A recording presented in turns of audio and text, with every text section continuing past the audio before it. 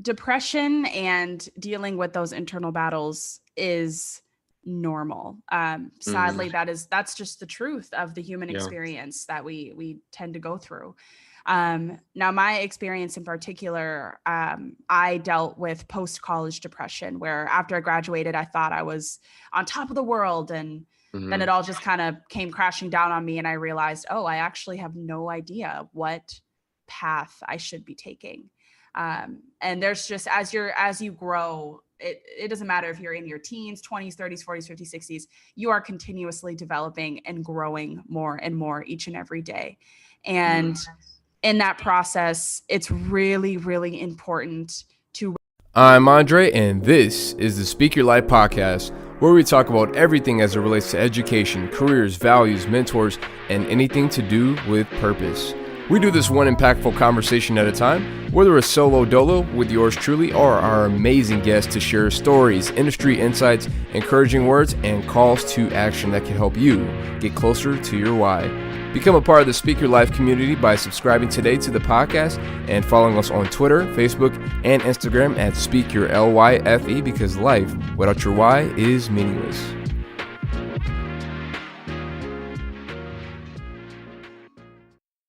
Now, man, that would have been a disaster. Okay. Good thing you noticed that right at this moment rather than, an hour into it. Yeah, I was like, something's off. All right. Okay, let me start. Today's special guest is a Georgia State alumnus with a degree in media entrepreneurship. She is now a host of ConvertKit, a platform that helps creators earn a living in email marketing, and a founder of Your Beauty in the Making, an organization that that really helps people to plug in and find their purpose and start their own business venture from that purpose. So please welcome Angel Johnson. Hello, super happy to be here. Yeah. So, yeah, guys, she's feeling a little under the weather right now, so that's why we don't have the video, but her voice is still amazing, and we can still hear it. So, uh, anyways, so how was your day going so far, other than just, I don't know, you said you're feeling a little under the weather, but how's everything else though? Yeah, I'm feeling good. Yep. Outside of me just kind of feeling a little off this morning. Still Yeah. feeling good, still mentally trying to be up and at it, and just blessed to be alive and well.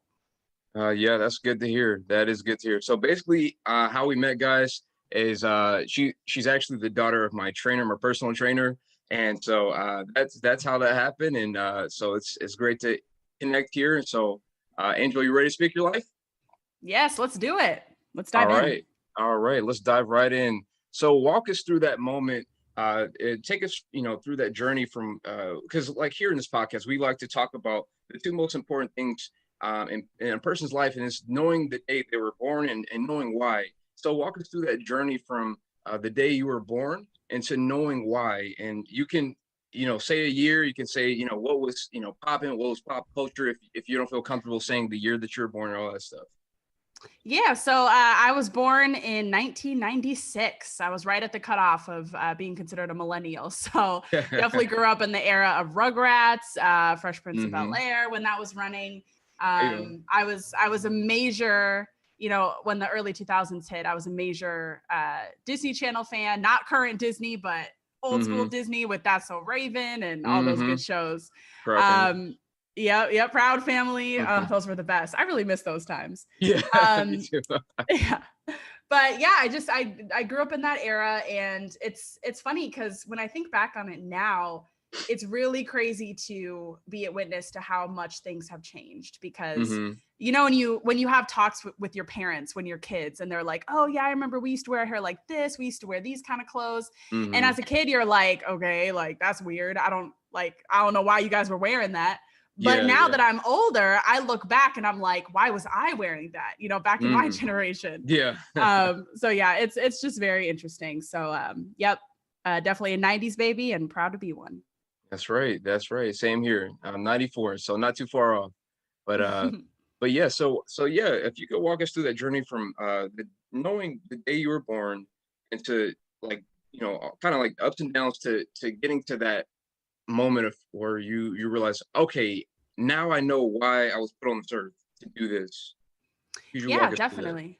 Sure.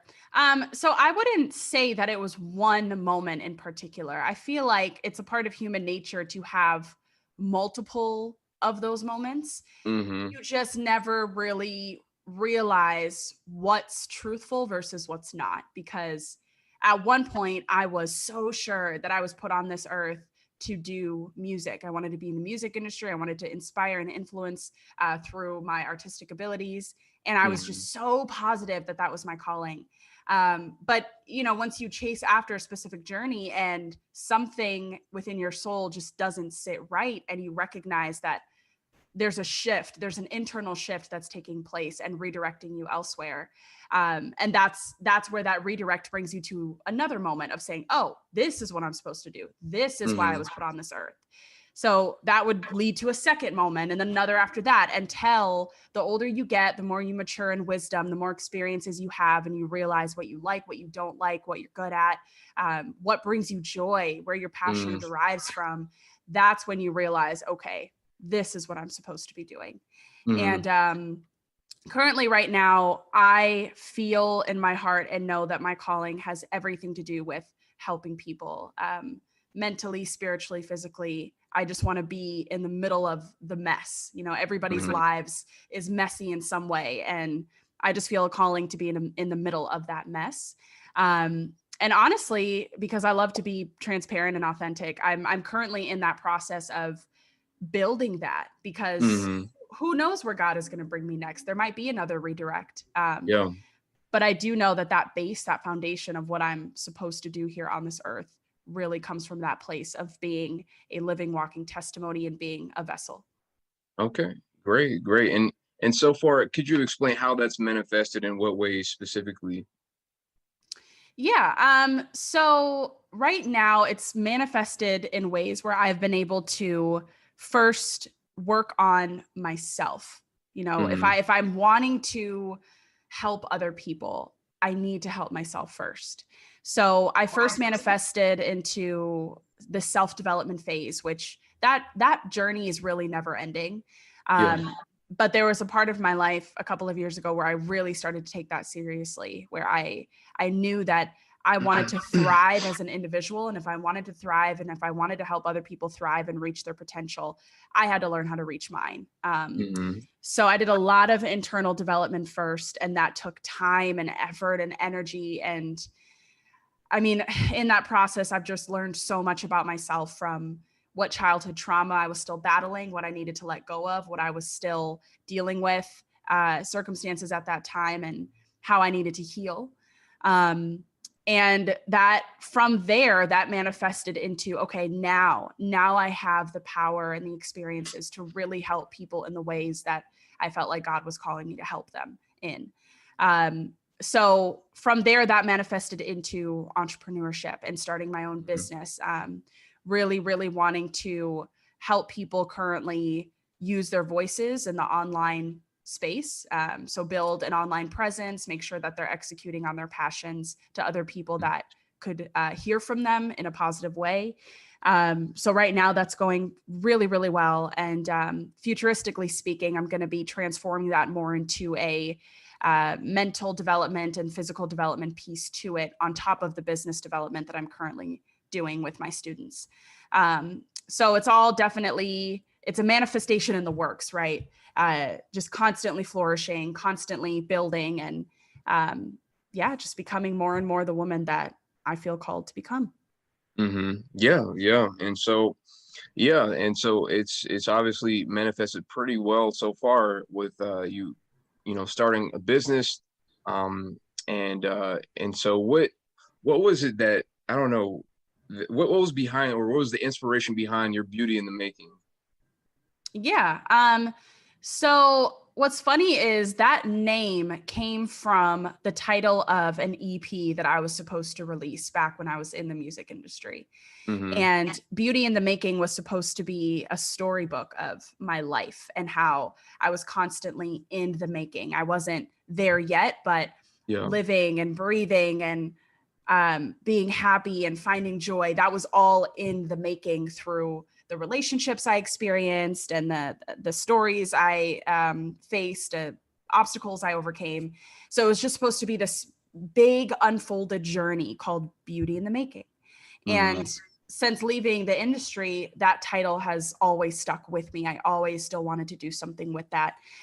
So I ended up turning that into a business, Beauty in the Making, where I'm going to be helping other people doing that same thing, unfolding their lives, finding the joy. They're constantly in the making, in the development of becoming their higher selves. So that's where the inspiration really came from. And I don't think I'll ever let go of that name, because sometimes I think about rebranding and what that could look like. But I think even if I do decide to rebrand, that name is always going to be a part of my business, whether it turns into a nonprofit, a side hustle, anything like that. So major passion. Yeah. And, you talked about making and just like, I remember you making a cover of Best Part with her and Daniel Caesar. I saw that on YouTube. That was pretty cool. I was like, wow, I didn't know that she could sing. That's really, really, that was really good, actually. I was Thank like, you. Yeah, a lot of people come across that video and they're like, oh, I didn't know you could sing. And it's not because I'm trying to keep it hidden. It's just more so I'm so focused on this entrepreneurial journey right now. And I truly believe that when the time is right, God will bring back music into my path when he sees it fit. But right now he's just completely brought something else my way. And I've been focused on building that and proud to do it. Sure. Yeah. And I think, God gives us, sometimes he gives people, one talent, he gives other people 5, 10. And you've heard that story in the Bible that, everybody has different talents, and some people have more than others. And it's really not about, at the end of the day, it's not about how many you have. It's about how you use the ones that you do have, or you may have one. And Absolutely.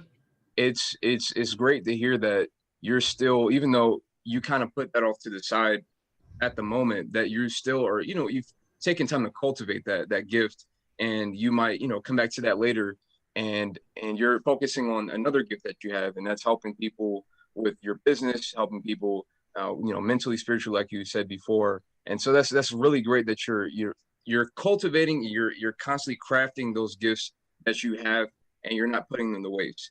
So, what would you say a typical day, like in your business, with the blogs, the master classes, the consultations, et cetera, what does that look like? Yeah. So each day is different. And in my situation currently here in 2020, going into 2021, I am running a full-on business. I've monetized it. I've built it from the ground up. But at the same time, I'm still working full-time, being a host and educator and webinar producer with a company, helping their customers build their businesses too. So I kind of have 2 lanes going here. Both I'm passionate about, both I love. So each day is different. Each day could be a variety of producing and hosting webinars, teaching people how to build their businesses, and then transitioning into client work.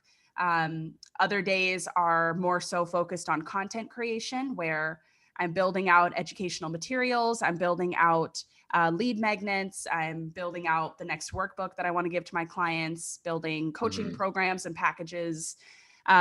So it definitely, it's a variety of different things on a day-to-day basis. But I think that's what keeps it exciting, is that not every single day is the same, even though you might have a repetition because you're building and helping those same people.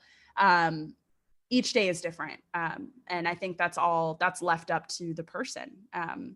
Do you want every day to be the exact same? Do you want to switch it up based off of what brings you joy, what makes you happy, what keeps you on track, just so that you can build up what you're trying to build? Yeah. I love it. It reminds me of this concept. I'm in the process of, I guess you could say, manifesting to a book right now.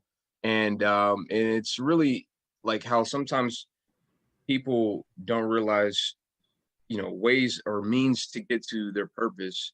And for me, I can only speak for myself. And I would say what you said was, a sense of variety, not having the same thing every single day.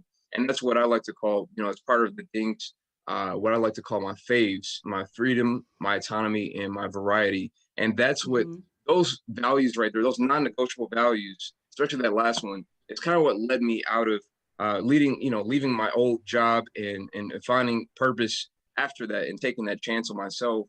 And it sounds like you're doing the same. I think there's something to it where people who are in the entrepreneurial spirit, I guess, are looking usually for a sense of variety. There's never a same day. There's never like a day that seems to copy the other. There's always something new going on. But at the same time, there's repetition at the same time. So that's really, I guess, it's settling to hear that in the sense of like, we share that, I guess you say the same feeling. It's a shared feeling amongst a lot of entrepreneurs. But Yes. Yep. But anyways, I know that you lived a little bit in was it Minneapolis or St. Paul, or what part of Minnesota was it? I was born and raised in the Twin Cities in Minnesota. Okay, yeah, that's right. So how is it different? Like coming down here to Atlanta, it's like totally different. People from the South, people from the South are just like really nice, saying hi, and they don't even know you. Like, how does that feel? Was it weird? How was that feeling? Yeah, it was definitely, it was a complete 180. I mean, it was Minnesota and Atlanta are completely different, both in beautiful ways. Definitely.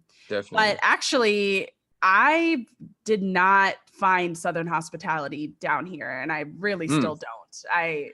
I feel like Minnesota is much more friendlier than the South. So I wasn't greeted where people were coming up to me saying hi. I mean, of course you get, the kind people every now and then in every state, but I didn't experience that Southern hospitality that I was expecting. But I have experienced Southern hospitality in other Southern states, but Atlanta, Georgia it's its own little world.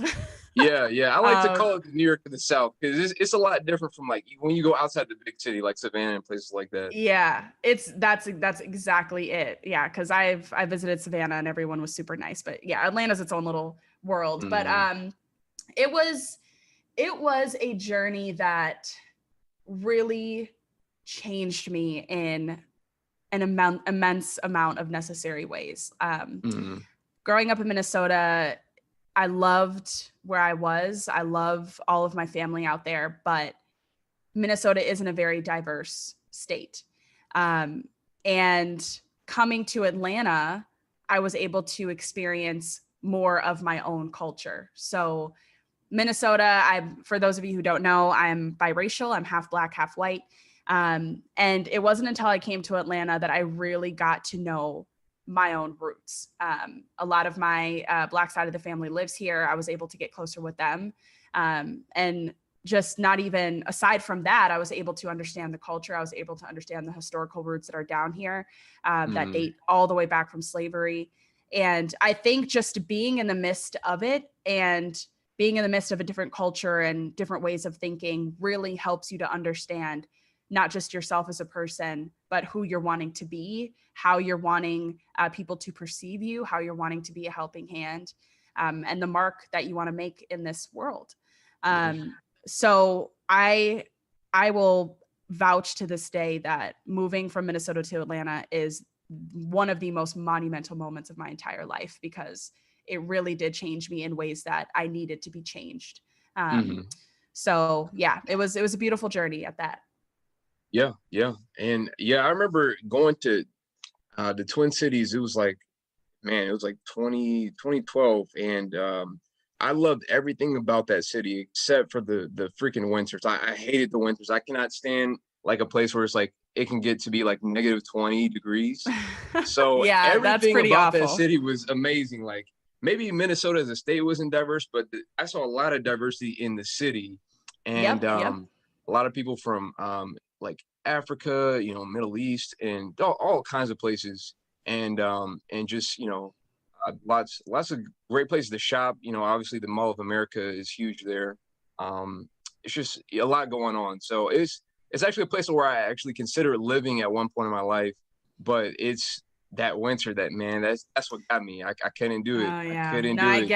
I get it. Those winters are brutal. I do not miss those at all. I remember as a kid standing outside waiting for the bus stop, and my hair Yeah. would just freeze. Like if you could not take showers in the morning in Minnesota, especially if you were walking outside and it was negative, 15 degrees, because your hair would definitely freeze. It would be white. You'd have to wait for it to melt.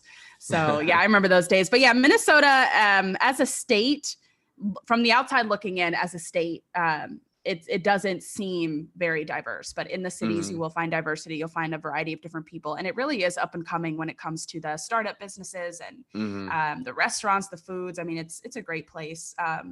But yeah, I think my heart right now is so dedicated towards exploring outside of where I was born and raised, because I just have a passion for diving into different cultures, understanding different ways of living, both in the United States and out of the country.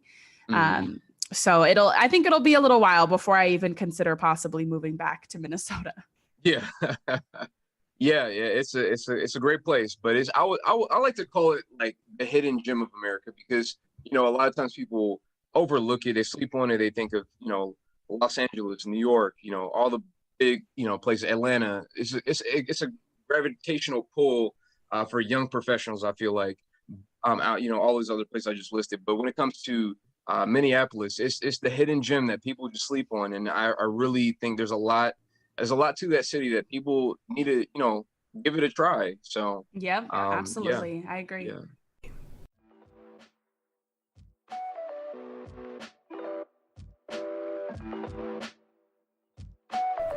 The BBC reports a U.S. workers' online study said that nearly 70% agree public speaking skills are critical for success at work.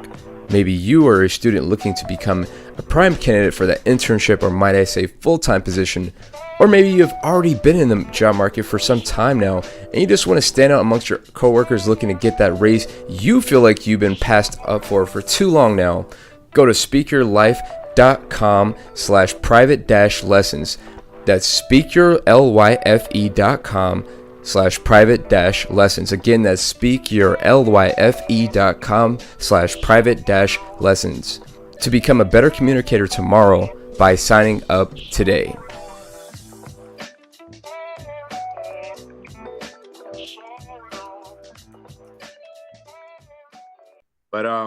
But yeah, so I remember, so you moved from Minnesota, you came down here to Atlanta, you went to Georgia State, and I remember reading one of your blog posts, and you were talking about graduating from college and just kind of going through depression, taking time to evaluate societal norms and like just your college experience, going through their 4 years, getting a job, and all the typical things that you noticed that, and you just wanted to, I don't know, break away from that and kind of reshape that paradigm, reshape that thinking of what it's supposed to be. And just, I guess it seemed like you were having like this kind of internal battle with yourself to try to find your own path and forge your own path.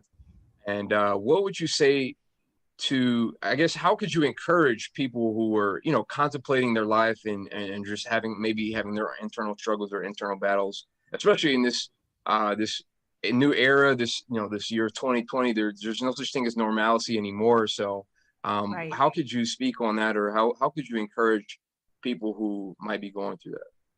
Yeah, that's a great question. So depression and dealing with those internal battles is normal. Sadly, that's just the truth of the human experience that we tend to go through. Now, my experience in particular, I dealt with post-college depression, where after I graduated, I thought I was on top of the world, and then it all just kind of came crashing down on me, and I realized, oh, I actually have no idea what path I should be taking. And there's just, as you grow, it doesn't matter if you're in your teens, 20s, 30s, 40s, 50s, 60s, you are continuously developing and growing more and more each and every day. And in that process, it's really, really important to recognize if you're starting to face any kind of depression or internal battle. I think we get into the habit of ignoring it and just shoving it to the side and just being like, oh, okay, well, I just have a bad day, or this is going on, or this is fine. And we just shove it to the side. But in actuality, it's something that needs to be faced. And I feel like the only way that you're going to be able to face it in a healthy way, where there's a solution on the other side, is if you Mm-hmm. tackle the deeply rooted problem. Mm. There might feel like there's a surface level problem, and that's the base as to why you might be feeling depressed or going through what you're going through. But in actuality, there's something deeply rooted that's causing it to enhance that much further. So you have to pull up those roots. If you want to get that out, if you want to heal successfully and efficiently, you have to pull from those roots.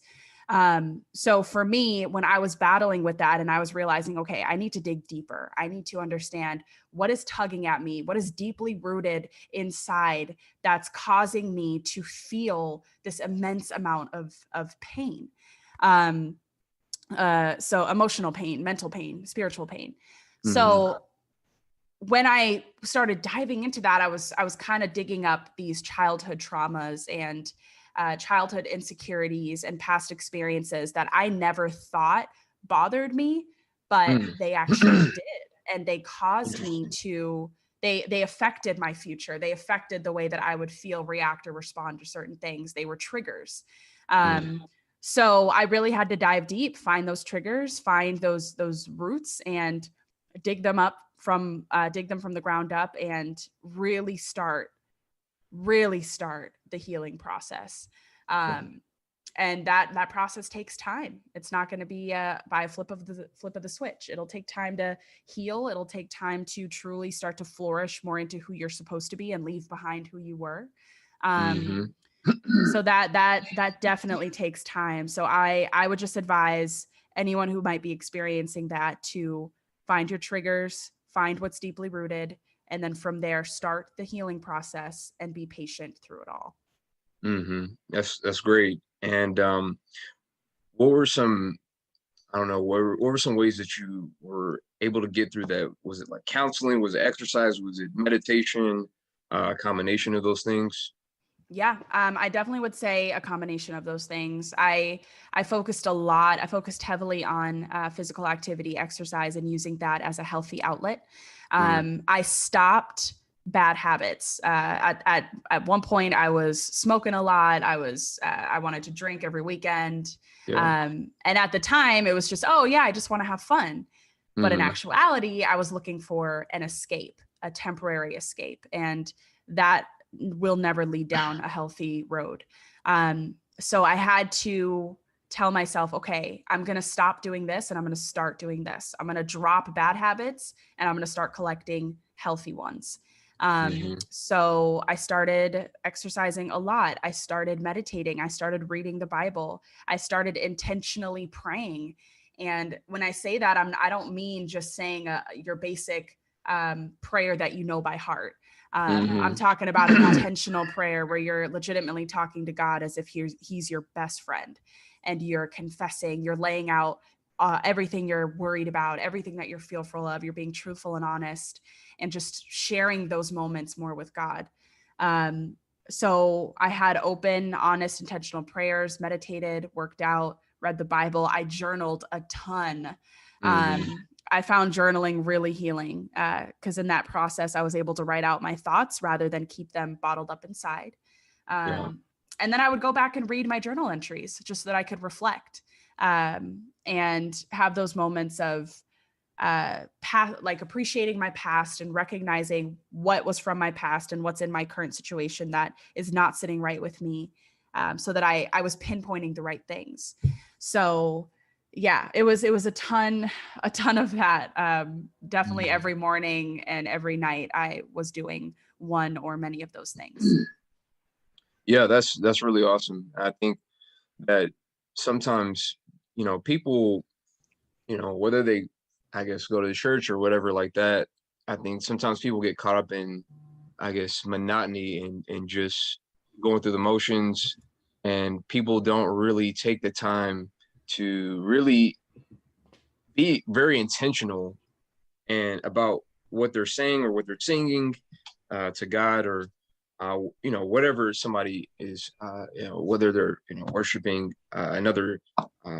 worshiping in another religious practice or anything like that. I think sometimes really people, it takes hard times, it takes dark times for people to really channel that intentionality and focus it and really take your faith seriously, take your spirituality seriously, um, because you realize that, escapism is not working. All the things, maybe partying, whatever, all those things that you tried, it's just not working. And Mm-hmm. you really have to, get plugged in, get serious about that.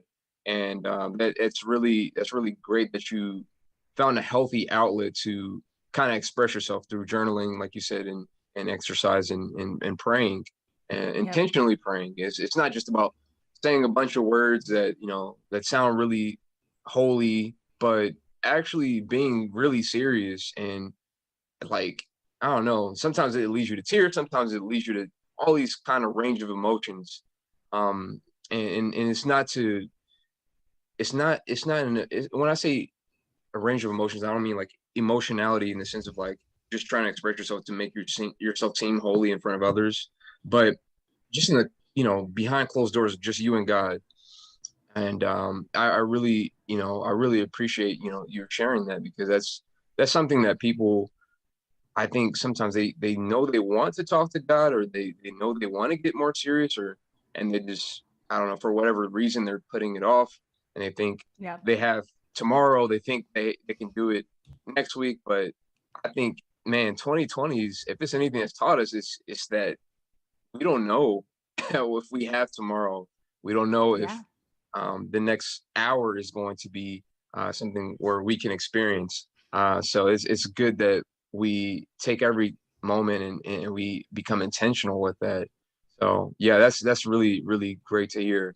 And when it comes to pursuing your purpose, there's a lot of things, I feel like, things that can hold us back ourselves, that can, hold us back. What do you feel like are some ways that, people may allow other people to hold them back from pursuing their purpose? Repeat that question one more time. Yeah, so there's different, different things. There's different things that, that can hold people back from pursuing their purpose, and whether that's, going through, I guess maybe going through something in their life, or things that happen unexpectedly. And then there's people, there's things, there's events that happen, and there's people that hold them back from, or they allow to hold them back from kind of going forth into their purpose.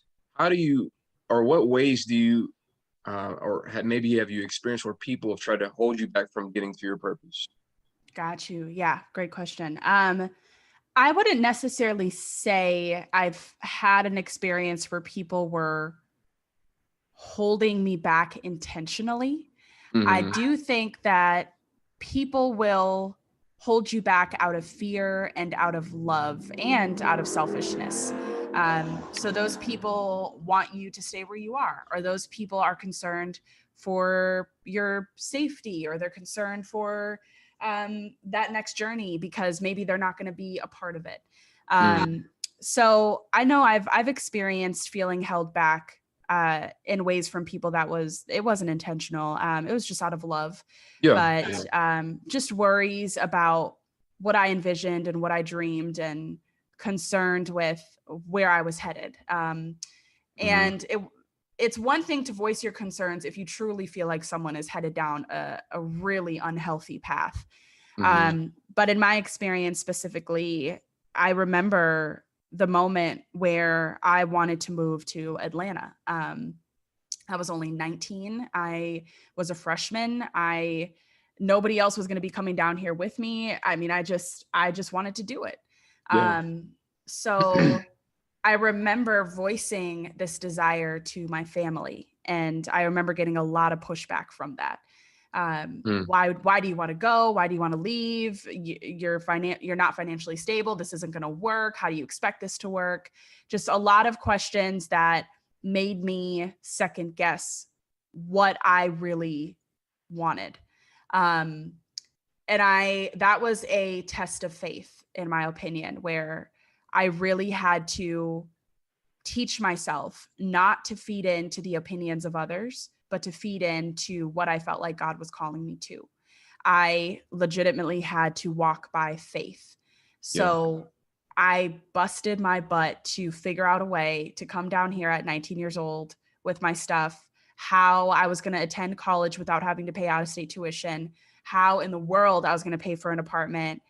What about a job? Where am I going to get a job? All of these things that I had to think about. And I remember I busted my butt working at it, making calls, filling out all these forms, trying out all these different things to make sure I was going to be taken care of. And it all worked. It all worked. Everything. I went to school without having to pay out of state tuition. I got an apartment. And when I first moved to Atlanta, I was having a hard time finding a job for the first 6 months, and God still came through. I had little odd jobs here and there, and I was able to pay my rent without a problem. I had my grandparents living here at the time that were helping me out with food when I needed it, when I couldn't afford it.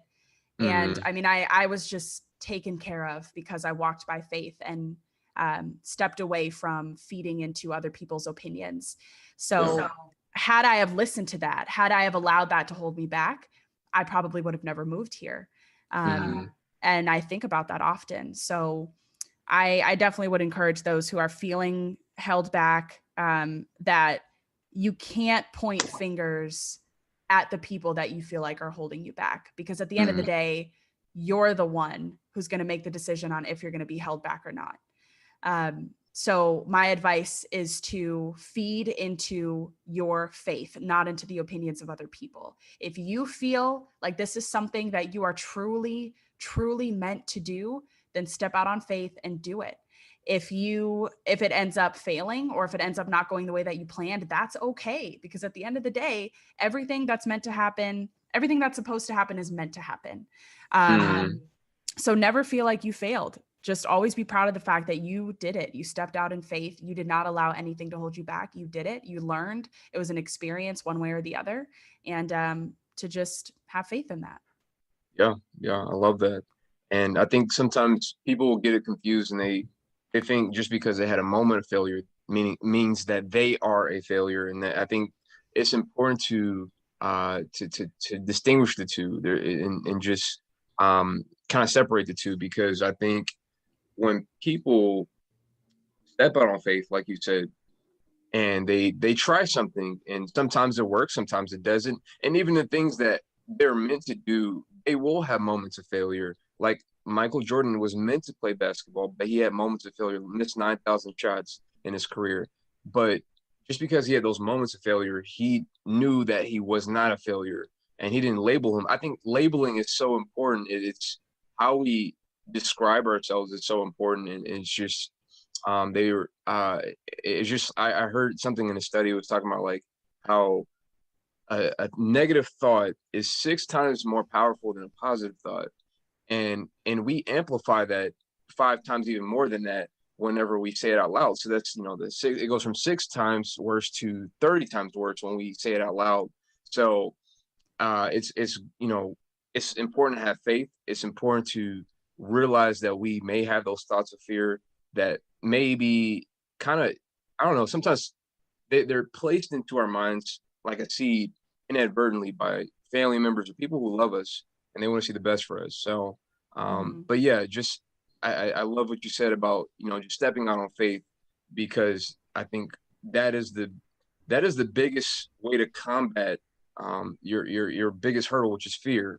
And so that really kind of leads me to my this other question as we close, and that's, what do you feel like, if life is a house, and how would you feel, or what would you say that one of the foundational pieces of the house was, one of the foundational pillars of that? I'm sure, maybe faith, along with faith, what would you say would be like a foundational piece of what your house would be built on? Yeah. Yeah, that's a great question. So many ideas come to mind. I feel like the number one thing for me, in my opinion, would be ambition. Never, ever lose sight of giving up, right? That's the foundation of ambition. You're ambitious to do something. You're ambitious to step out and get this done. I think if we lose ambition, we lose a large part of what life even means in the first place. Without ambition, it's hard to chase after something. Without ambition, it's hard to feel dedicated. It's hard to feel fulfilled. And yeah, I would definitely say that is the pillar for sure. A couple of times where I felt like I was starting to lose ambition and I was starting to question so many things. There was no other solution other than refinding that, right? I mean, with faith and with God, but being able to refind that and, okay, if ambition wasn't coming from this place anymore, then is this a redirect? Do I need to do something else? Do I need to change my ways? So that would be my biggest advice right there. Definitely ambition. Yeah, that's great. Ambition is the fuel for the drive, for the engine, for us to continue on the journey towards purpose. So really appreciate that answer. And so that closes that segment. And in the last part is where we have this thing called question of the day, where we ask a random question. And today's question of the day is, if you wrote a book today about what you learned in 2020, what would it be about? Oh man. You can choose one thing. I know it's a lot of things, but if you could choose one thing, one lesson. A lot of things. Yeah. Wow. I would say take your time. I would probably write a book on the necessities of community. And when I say that, I'm speaking from a place of, yes, physical community, but also having that internal ambition to want community, to be selfless to each other, to help each other understand, to meet each other halfway, to work together so that we all can survive, we all can be healthy, we all can achieve. I've always thought that America specifically has a really terrible rep for being selfish. We're greedy, we're naturally selfish, we constantly want and desire more. And I'd be a hypocrite if I said that I didn't play a part in that, right? Me too. But at the same time, we have to recognize the importance of community. How can we really come together and stop focusing so much on our own selves and our own money and our own success, and start really focusing on each other? How can, if I'm successful, how can I help you be successful? If you have the blueprint to achieve mental success, how can you give me that blueprint too? So I think that community factor is the number one thing that I would want to write about. I think 2020 it was a lot happened in 2020. It was tiring. It was exhausting. It was disappointing. It was painful. But at the same time, I don't think I've ever seen so many people come together fighting for the same thing. And I wish I saw more of that, not just over large, problematic, systemic issues, but smaller ones too. How can you help your neighbor? If you can't help the political space, how can you help your neighbor? So yeah, I would definitely write a book about that. Yeah. That's a lot to unpack right there, but that's a really great answer, because I think in this Western hemisphere, in this Western society, we could take some notes from our Eastern counterparts. Very communal over there, and it's something where we need, not just for our physical being, and it's good for our mental health as well. Because I think it's good. I think it's good to be able to stand on your own 2 feet, but at the same time, there's this African proverb that says, if you want to go fast, go alone. If you want to go far, go together. And that's true, because having community allows you to go farther than you ever could have thought before. Just being surrounded by people who may look different or think different, and just sharing ideas, sharing life together, sharing culture. And it's beautiful to see that. And we, like you kind of highlighted, we saw moments of that, with, protests of George Floyd, Breonna Taylor, Ahmaud Arbery, things like that, that brought this country together that in ways that in 2019 or any time before, at least I didn't see that, and maybe you didn't see that either. But it's just beautiful to see community. It's an amazing thing that we have. So yeah, thank you so much, and I really appreciate you being on this podcast, and really appreciate this conversation. So yeah. And anyways, guys, be sure to check out her website, and also she has book a consultation with her today at yourbeautyinthemaking.com, and also follow her on Instagram and social media at Angel Marie Official. I'll leave the links below in the comments, and you can check that out at any time. And anyways, as we close, I just want to say thank you guys again for joining us on today's episode. Subscribe to the podcast, whether on Spotify, Apple Podcasts, and be sure to leave a review if you connected with anything on today's show. And if you have any questions, comments, or just want to hit us up, find us on Twitter, Facebook, and Instagram at Speaker LYFE, because life without your why is meaningless. And last but not least, podcasts are free to listen to, but are not free to produce. So if you would like to help support the podcast, you can click the link below for our Patreon account and become a supporter today. So thank you guys, love you guys, and we'll see you in the next episode.